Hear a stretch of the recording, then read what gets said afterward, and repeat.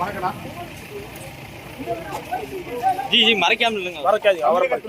ஆண்டு அரசு, ஆண்டுகிட்டு இருக்க அரசு எல்லாம் சேர்ந்து இந்துக்களுக்கு கொடுத்தது அல்வா மட்டும்தான். ஆமா, ஏன்னா இந்துக்களுக்கு 1434 ஆலயங்களை இந்த தமிழக அரசு இடிச்சிருக்கு.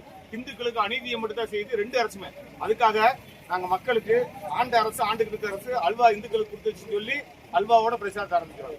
கண்டிப்பா ஹெல்மெட் சின்னத்துக்கு வாக்களிங்க. அகில பாரத இந்து மகாசபா சார்பா நிக்கிறோம். அயோத்தியை மீட்ட இயக்கம், காசி மதுராவை மீட்கக்கூடிய இயக்கம், அதாவது வாக்களிங்க. ஹெல்மெட் சின்னத்துக்கு ஆண்டுகிட்டு அரசு ரெண்டு அரசுமே இந்துக்களுக்கு கொடுத்தது வெறும் அல்வா மட்டும்தான். அதனால அல்வாவோட